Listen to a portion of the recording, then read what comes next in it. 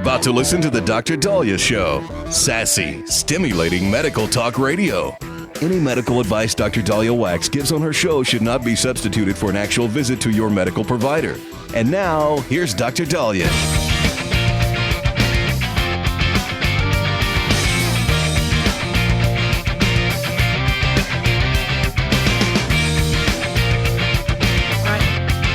We are back on the Dr. Daliah Show. Thank you all for tuning in. 1-877 Dr. Dali, 1-877-DOC-DALI. So this made headlines. We're being told that Defense Secretary Pete Hegseth wants the U.S. Army to resume quote-unquote shark attacks on soldiers going through basic training. You know, like Full Metal Jacket, you know, the drill sergeant sort of yelling in your face. According to Daily Mail, a shark attack refers to an intense, aggressive verbal assault that drill instructors unleash on new recruits, typically during the first few days of basic training or boot camp. It could involve shouting, criticism, psychological pressure, making fun of you, bullying you, and embarrassing you in front of others. Hegseth appeared on Fox News' Will Cain show and said that the U.S. military is going, quote, back to basics. He said a shark attack is when drill sergeants surround one particular enlistee, creating a stressful situation that they have to figure out how to manage. Now, the Army has been phasing this out because it was criticized as a form of hazing. And also movies like Full Metal Jacket showing, people, I guess, prone to suicide as a result. On the other end, I went to medical school. You had to operate in very stressful situations. And even though I don't agree with how a lot of attendings treated me and yelled at me and shark attacked us, I do have a resilience I never had before. And so what's the happy medium? What's the balance? We just spoke about the Fort Stewart shooter in Georgia, where one motive allegedly is he was bullied by fellow soldiers, and maybe that is why he shot them. And we spoke about how some people, if they do not have resilience, do not have a strong mental health, can be tipped over and can sadly go and do things that are unfortunately deadly, when a more appropriate response was telling somebody to go blank themselves, right? Or go and the horse they rode in on. But, this is interesting. I don't like the idea of hazing. I don't like the idea of screaming at somebody and ridiculing them down to a pulp and making them feel like they are worthless. On the other end, how do we train individuals who are going to be under extremely stressful situations or in the hands of enemies who are going to do the same, if not, and much worse? How do you train for that? Hegseth said anyone who went through any form of basic training for decades understood as a recruit, you were going into a crucible. You were going to be forced, you were going to be challenged, you were going to be scared, nervous, and anxious. And by coming through that, you were going to be forged an American warrior. Hegseth also said bed tossing and tossing bays would make a reappearance. Bed tossing inside barracks after you had a long day, out on the range or walking patrol, which would be trashing the recruits' barracks and making them clean up the mess. That was a part of basic training. Now, he said the recruits wouldn't receive heightened forms of hazing. He said this is not beyond what's been done. This is a restoration. If you start soft, you end soft. If you aren't strong from the beginning, you won't finish and fight properly.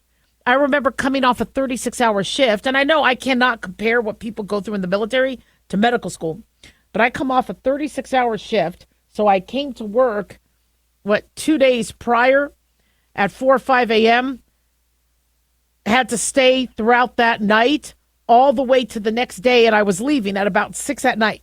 So maybe it was a 38-hour. And I run into one of the attendings who had a buddy with him at the time. He said, hey, watch this. Daliah, what are the 4 types of wound contamination and the incidences of each? I'm like, I don't know. I'm just trying to get to bed. He goes, give us a full report and presentation tomorrow morning. And I walk out of the elevator. You could tell what word I probably said to myself in my head as I walked out of the elevator. And you hear him giggling with his buddy. By the way, I've run into him many times since then. And I remind him of how BS that was.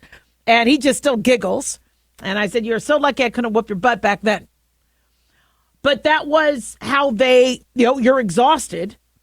And I had to, rather than going to sleep, study that, get whatever minutes or hours of sleep I could get back to the hospital less than 10 hours later to give a full presentation, not to mention round on my patients.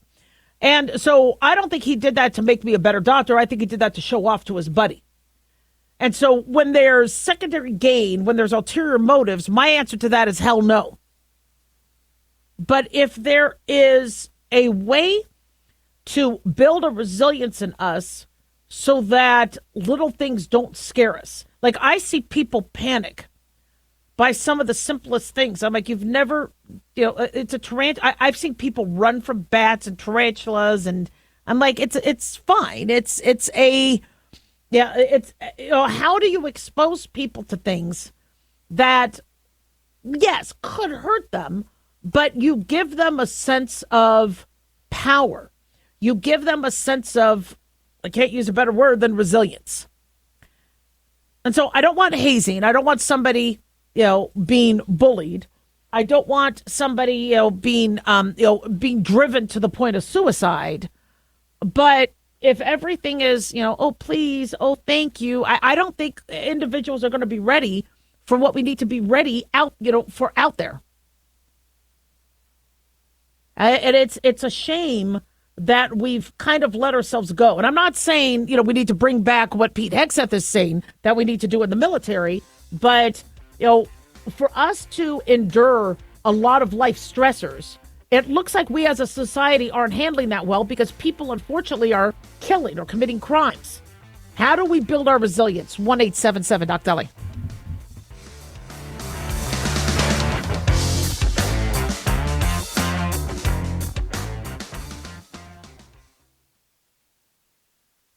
Hey guys, it's Dr. Daliah. Fantasy football season is coming, but sadly, too many of you are taking the bench while the country takes part in one of the most exciting and lucrative industries out there. Don't know how to play? Well, huddle up and listen. Paul Kalikas and I have written a fantasy football pocket guide for beginners. This book walks you through the basics and shows you how simple and lucrative joining or creating a fantasy football team can be. Read our fantasy football pocket guide for beginners found on Amazon or follow the links on X and Facebook. That's fantasy football pocket guides for beginners. Don't be left out. Increase fuel economy up to 7.9% with Hot Shot Secret Gasoline Extreme, the solution to maximize your engine's performance and fuel economy. Whether you're driving a sports car or a daily commuter, Gasoline Extreme is specially formulated with PEA to deep clean. Don't settle for an average driving experience. Upgrade to Hot Shot Secret Gasoline Extreme and go further on each tank. Order now on Amazon or HotShotSecret.com. Hot Shot Secret, powered by science. Let's face it, guys, we're living in times where the truth is becoming more suppressed and censorship is increasing at an alarming rate, especially on social media platforms. It's Clyde, and I want to tell you about a safe and secure digital playground we put together just for you. It's Aftermath.media. You get access to thousands of Ground Zero archives and podcasts, along with our private social media groups with your basic membership starting at only $7 a month. Each subscription includes tech support, access to the RSS feeds, along with our own chat room and Telegram channel. In addition, the premium membership includes research study groups, webinars, a document and movie library, a live video stream of Ground Zero, a monthly Zoom chat with me, and other bonus content. Be sure to check out our yearly specials as well. Sign up today while you're thinking about it. Sign up at Aftermath.media. Again, that's Aftermath.media.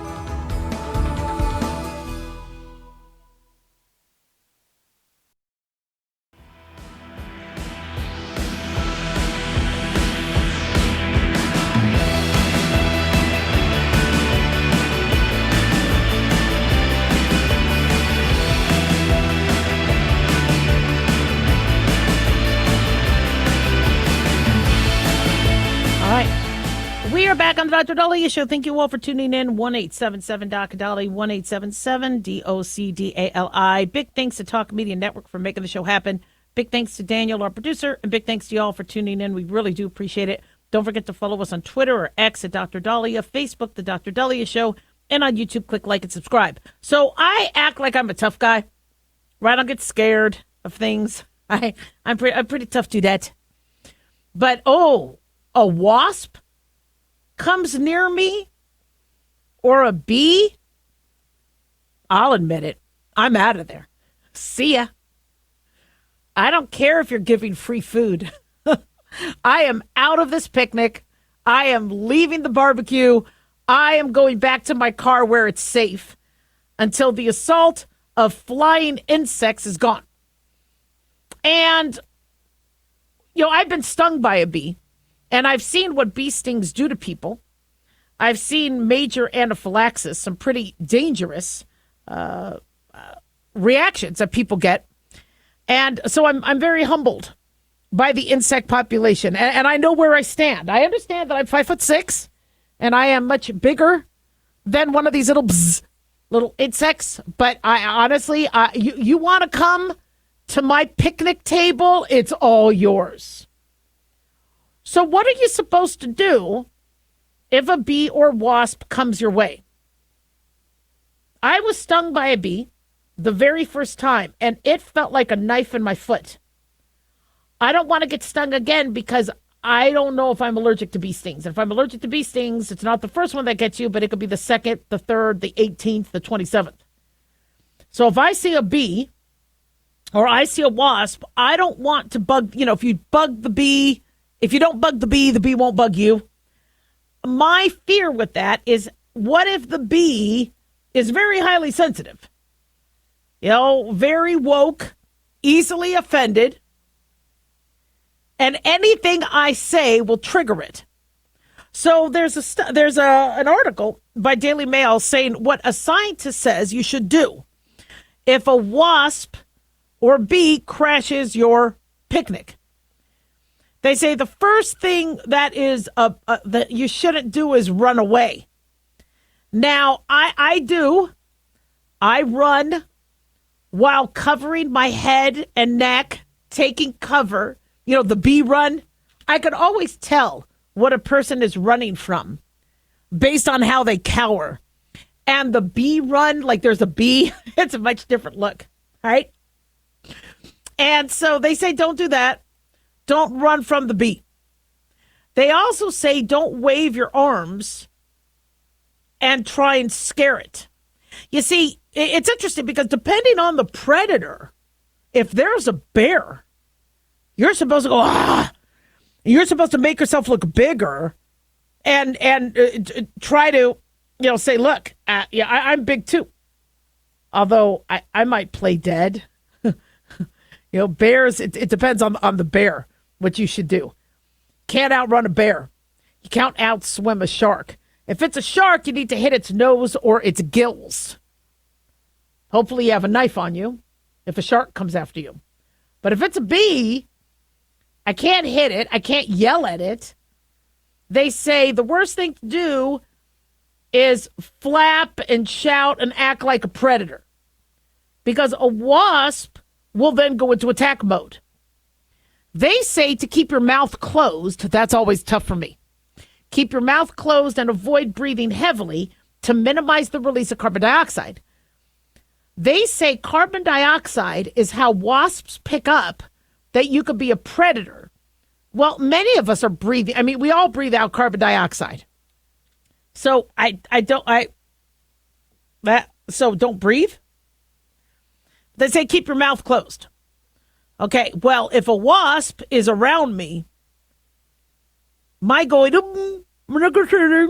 that I think I'm going to still get stung. So they say oftentimes they're there because they're looking for food. Most commonly, it's a woman wasp. It's a female wasp. And they want to feed their larvae. And so I could try to connect on a dudette level. Hey, chica, how's it going? I don't think they would bond with me. But give a woman what she wants, right? If she's looking for food, this professor, let me give credit where credit is due. His name is Professor Syrian Sumner from Behavioral Ecology at University College London. He suggests to give a wasp offering. If there's a lump of ham or jam or whatever, or it looks like they're looking at your sugary drink, move it to the side and say, all yours. And they might then just go to that plate of food, do their thing, and leave. Now, I've done that before. If it looks like they want food, I'd be like, here's the plate, and then I would take the plate to another place. The problem is they go where most of the plates are. They want to be a part of the party. So I don't know if that'll always work. But a lot of these, especially with these sugary drinks and these high fructose corn syrup, some of these wasps, they get attracted to that. And they're looking for that to bring, as food. The wasp stings are really, really painful. And these sadly, these stings can cause very serious reactions. In fact, bee stings can cause cardiac arrest. There was a Tucson man that died back in 2017. We spoke about this because he's a landscaper. He was, I think, cleaning off a part of his house, and he accidentally got into a beehive. He was attacked by bees. He fell unconscious after being stung by multiple bees and then went into cardiac arrest.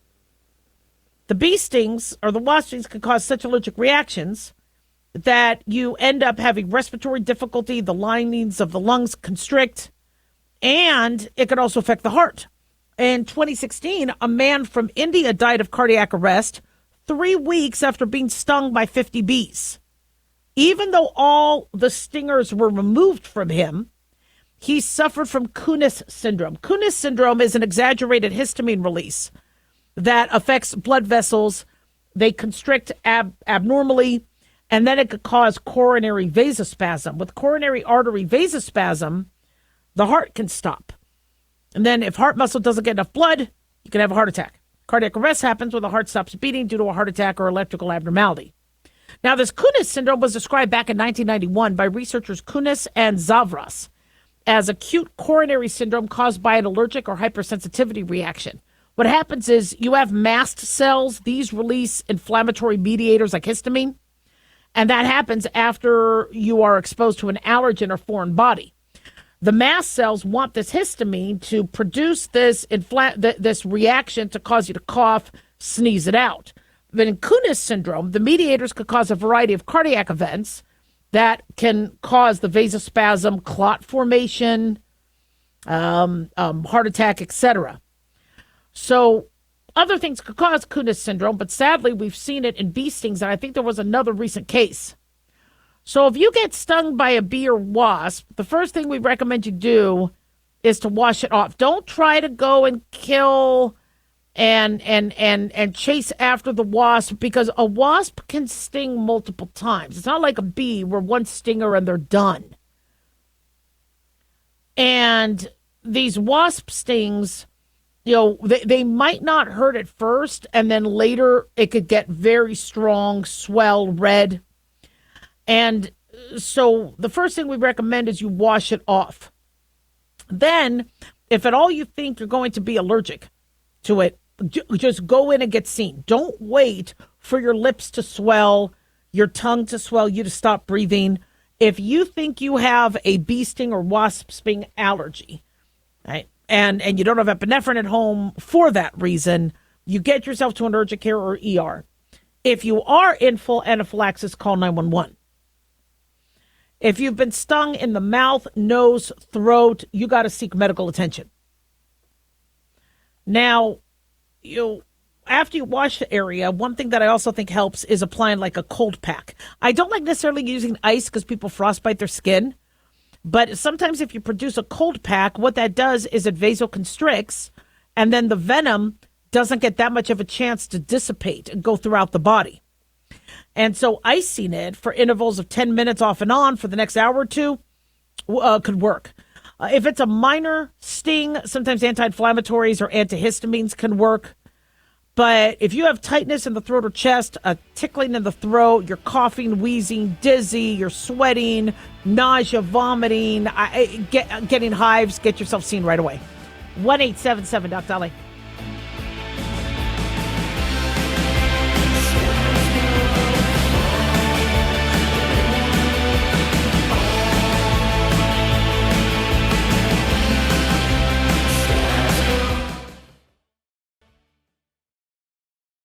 Dr. Daliah here. Are you tired, burned out, gaining weight, succumbing to the daily pressures of life? Well, how's your dopamine doing? How you feel right now, how you'll feel an hour from now, and how you'll feel next week is completely reliant on your dopamine.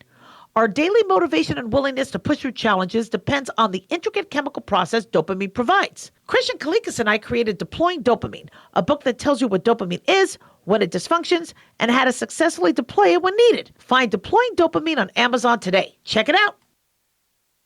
Lisa Wolf here to tell you about our newest website for old-time radio lovers. It's 100radioshows.com. At this site, there are 5 old-time radio shows waiting for you to download free as our gift to you. And be sure to browse the additional 700 old-time radio shows available to you for 70% off by using the promo code RADIO at checkout. This is a limited-time offer, so log on to 100radioshows.com. That's 100radioshows.com.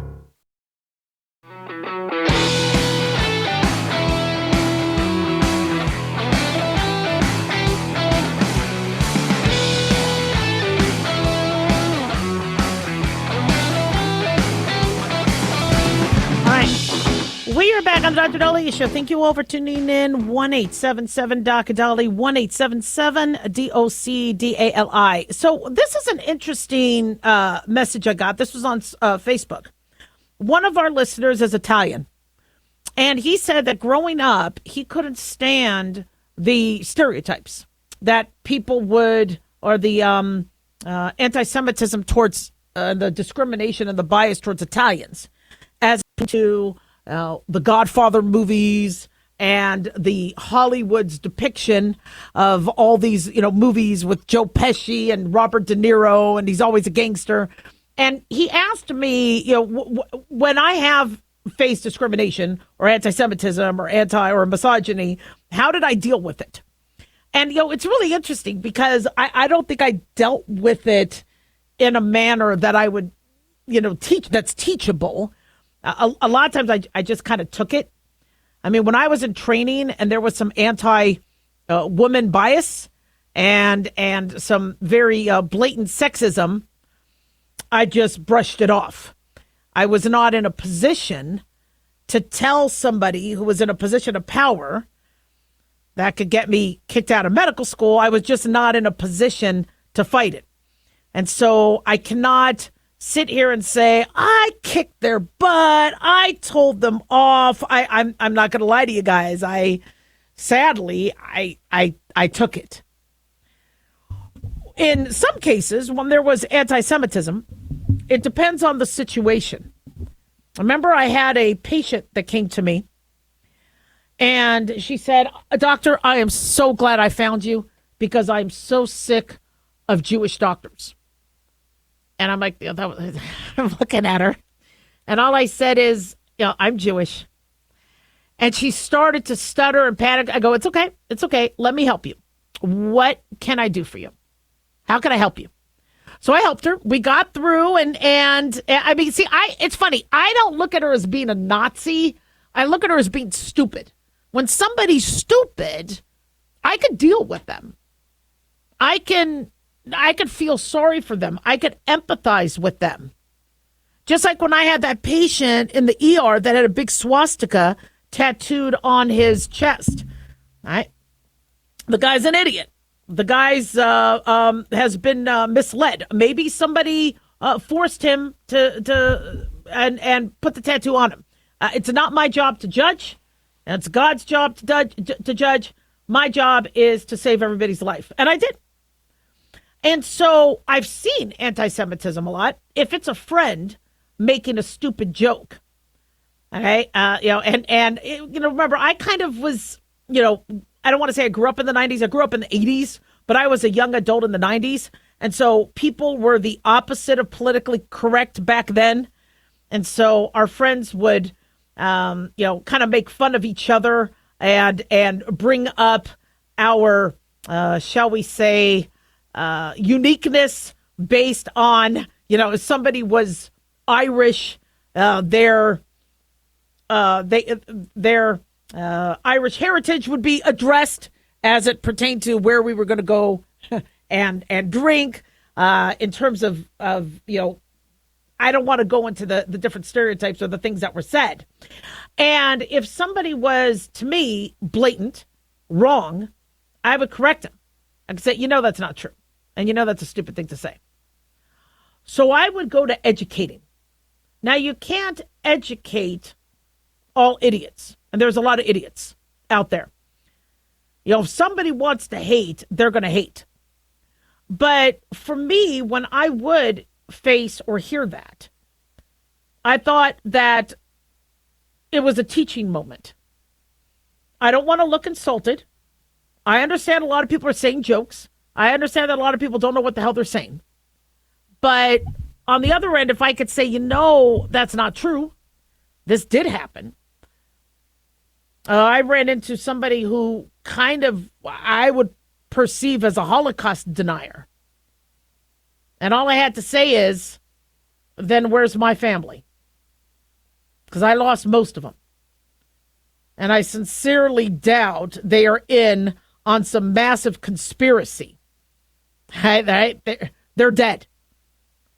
And so, if somebody wants to hate or be stupid, there's only so much you could do. But I still like to take that opportunity to teach. It's interesting. I was at Mass. I like going to Mass with my friends. And one of the sermons, it was not anti-Semitic at all. It was a very, very beautiful sermon. But he interpreted the Old Testament, I thought, incorrectly. And the sermon had to do with, I think he was talking about shame. And he was talking about how in the Bible, the Jews would look at somebody having a period as shame. And how things have changed where we don't shame people if they're on their period. Now, that's, I think, a very, very wrong interpretation of that. And so who I was with, I said, what the reason, there's a lot of reasons why in the Bible it said to not have sex with somebody who was on their period because they were, quote, unclean. The unclean, and remember, the Bible has been translated multiple times and then some, but the unclean, shall we say, translation of that was a very simple way to get people to not sleep with somebody who was on their period. One, because there's blood exposure. There's bloodborne pathogens, not necessarily the safest and cleanest. Number two is a woman on her period is in pain. And it protected the woman. So if there is a law saying you don't touch a woman on her period, that's a no-no. And to make it simple for you guys, it's unclean. Many women didn't have to go through the pain and the trauma of having sex when they were in pain. And then the third reason probably was because God urged procreation. If a woman's on her period, her chance of ovulation is very low because she is now, released. She didn't ovulate. The progesterone is now dropping. The estrogen is dropping. She's having her bleed so that she can now then at the start of the news cycle, now start to rebuild. And so with that, I didn't look at that as anti-Semitism or whatever. I looked at that as maybe a misinterpretation of something from the Old Testament. And so I said, this is what I believe happened. And these were the justifications for that. And people could believe whatever they want to believe, but I like to use opportunities as teaching moments. And I also, whenever I do talk to somebody who may have a misguided thought of somebody, the Jews own Wall Street. Now, I give them the benefit of the doubt and say, look, you're going to get a mulligan because you might have been misinformed. And this is what the truth is. And, it's if somebody wants to be biased or racist or misogynist, if it's in their DNA or blood or whatever, there's only so much you could do. But I feel guilty if I let it slide. I feel like I still need to, teach. So my recommendation to you all is if you do feel that somebody is, being inappropriate, you don't have to give them the time of day. So you could stay away from them, walk away. Honestly, they're not even worth your breath. But if you feel like you want to do something, I think there's calm ways to do it. And we sadly live in a society where people like to hate. And they thrive on that. If they don't hate one person, they're going to hate another. 1-877-Daliah.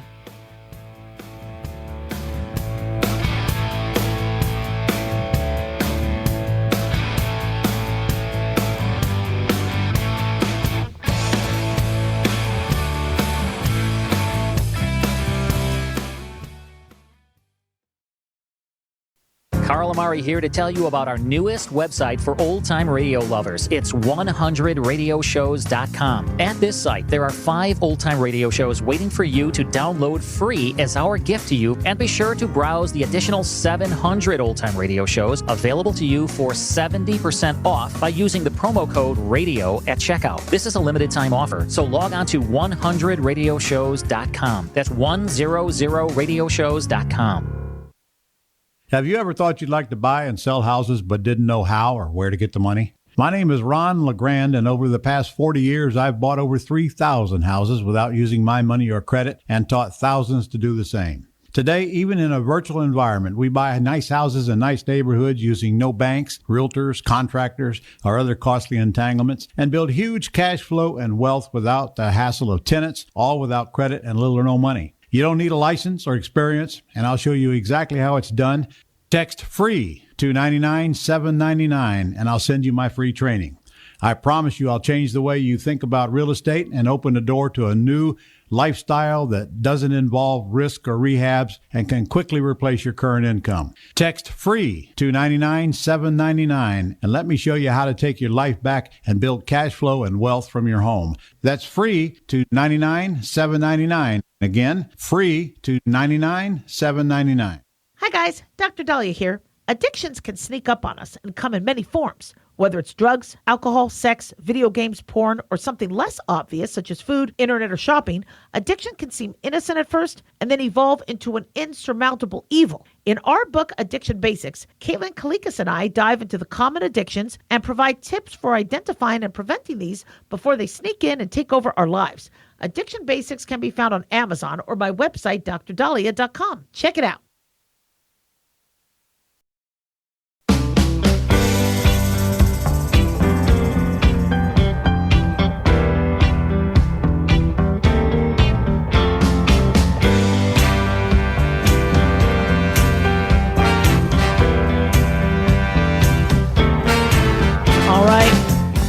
We are back on the Dr. Daliah Show. Thank you all for tuning in. 1-877-DOC-DALI, 1-877-DOC-DALI. Well, Secret Los Angeles is reporting that the current heat wave in Southern California has now fueled at least 4 wildfires, consuming more than 4,800 acres, prompting evacuation notices for many. This was a brush fire that sparked in Southern California earlier this week, has now escalated to mandatory evacuation orders for many in LA and Ventura counties. The Canyon Fire broke out early Thursday afternoon east of Lake Piru in Ventura County. Temperatures at the time were nearing 100 degrees. They say the Canyon Fire began as a roughly 50-acre blaze and then exploded in size within hours, quickly spreading to more than 4,800 acres, We are being told as of now, according to the LA County Fire Department, that it is 0% contained. More than 4,200 people in both Los Angeles and Ventura counties are currently under mandatory evacuation orders, including the Lake Piru recreational area, ranches near Holsler Canyon. I have friends who live in this area, and the Canyon Fire is one, as well as the Gold Fire in the San Bernardino National Forest, the Gifford Fire in Santa Barbara, and the San Luis Obispo counties, and the Rosa Fire in San Bernardino National Forest. I hate seeing these. Now, I was born in LA, and I go to Southern California as often as I can, and it's the best place for hiking and camping, and I hate seeing, it's beautiful terrain destroyed when this happens. But the wildfire risk is surging, and so keep aware of the LA County Emergency website for most up-to-date evacuation orders, the CAL FIRE website, LA County Fire Department website, and we will keep you posted as we get more information. 1-877-DOC-DALI, 1-877-DOC-DALI. So earlier this week, we got a frightening report. Not a shocker, all right, because we've been talking about this on my show for a while, where Americans get more than half of their diet from cancer-causing food. Why? Well, because we have such a dependence on ultra-processed food, or what I like to call fake food, not real food. And as more Americans are relying on these to get our food, we are seeing more issues, not only heart disease, stroke, dementia, but also people at higher risk for cancer. According to newly published CDC data, it shows children and adults get 55% of their daily calories from UPFs, or ultra-processed foods, packed with preservatives, chemicals, thickening agents to make them more addictive and last longer. And not only can these foods disrupt hormones, they can also fuel tumor growth. There's also concerns that they could affect our DNA. There's been a lot of evidence that has now surfaced looking at how these foods can be linked to colon cancer, breast cancer, pancreatic cancer. And we are seeing rises. In fact, colorectal cancer has been soaring among younger adults. Now, some people are crediting us doing earlier screenings. Now that we have lowered the screening age to 45 from 50, American Cancer Society found that now we are finding it earlier. They're right about that. We're finding it early. But my problem is we shouldn't be having younger individuals have colorectal cancer. Back in 2018, the American Cancer Society lowered the recommended age for colorectal cancer screenings from 50 to 45. The USPSTF did so finally in 2021. Yet I had been recommending to my patients to do it earlier than age 50 for a while now, because one, if they have high risk, two, if they don't know their family history, and they have a change in their bowel or change in their stool, or a change in the consistency and the shape, somebody needs to obviously take a look and figure out why. And I realize that many of our patients eat a horrible, horrible diet. So where do we go from here? Well, people like white bread. They like chips. They like cookies. Are they buying the fruits and vegetables? No. And I see it. It's expensive. Yeah, I notice, I look at the way the fresh vegetables are, and I look at, how to prepare them, and I go, well, I'm lazy. I'm going to just buy the vegetables that are all chopped up already, that are already in these vegetable trays. But then those are more expensive. So I've been buying bags of spinach, pre-washed spinach, but still, are there preservatives on those? CDC found that sandwiches were the most common processed food for both kids and adults. So many of us think we're eating healthy because we're not eating a frozen meal. We're not going to fast food. What we're doing is we're slapping on some turkey, some cheese, some mayo or cream cheese or whatever you put on your bread, putting it on a couple pieces of bread, and that you're eating non-fast food, so it's healthy. Well, if you're eating white processed bread, if it's processed meat with preservatives, processed cheese, no. I understand it's a sandwich and it's not sold at a fast food place, but still. Processed deli meats could lead to colon cancer. Human Health and Services Secretary Robert F. Kennedy Jr. is working to strip artificial ingredients out of the U.S. food supply. He blames ultra-processed food for obesity, heart disease, diabetes, and even autism. I don't think he's wrong. Even though autism is genetically related, what are we eating as pregnant women that can affect our babies? What is getting into our sperm DNA? And if ultra-processed food is making up 53% of calories in a day, they say children and teens get 62% of their calories from ultra-processed foods. Kids between the ages of 6 and 11, according to Daily Mail, were most likely to eat these foods. 65% of their calories coming from ultra-processed food. And we're supplementing that with SNAP. I keep saying I like the way WIC used to do it, where you would hand out the chicken, hand out the lettuce, hand out the celery, hand out the milk and the eggs. Yet SNAP covers ultra-processed foods. And that's what these kids are eating. This is dangerous. The average diet served in schools is made up of 70% ultra-processed foods. I remember we would be served in school fish sticks, which were partially frozen, the sloppy Joe, which would stain my clothes. I mean, the turkey sandwich, how are we eating healthy? So here's the thing. We could complain about it. We could complain about how most of our food is processed and how bad that is. But we need to give parents, we need to give ourselves some practical options. I would much rather eat a sandwich than a cheeseburger dripping in grease and cheese. But then how do you make yourself a sandwich that is free of processed preservatives? Well, maybe get whole grain bread. Maybe get lean chicken breast. Get some chicken, roasted chicken, and then carve a slice. Now you're not eating processed chicken.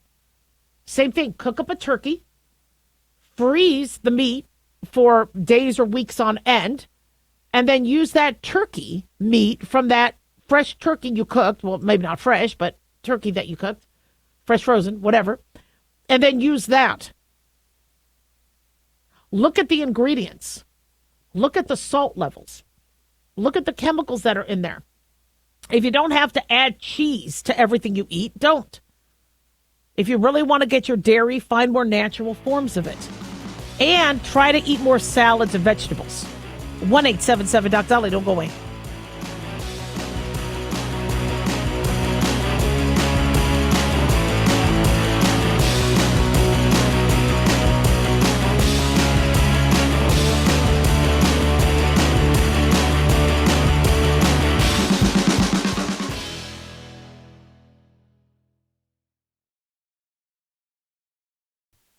Can you believe, with all the recent violent protests, looting, and destruction, some areas are considering either defunding or abolishing the police? At a time when America's neighborhoods need the protection of police the most, some elected officials would rather create more chaos by playing politics. If you're sick of elected officials caving in to demands of the radical left, you're not alone. It's time we stand up and declare our support for local police. The majority of police officers are important partners in protecting our God-given rights. If you prefer freedom over chaos, then learn how you can help protect the local police that serve your community. Call today and request your free Support Your Local Police info packet. Dial 800-JBS-USA-1. That's 800-JBS-USA-1. Request your free Support Your Local Police info packet by calling 800-JBS-USA-1 today.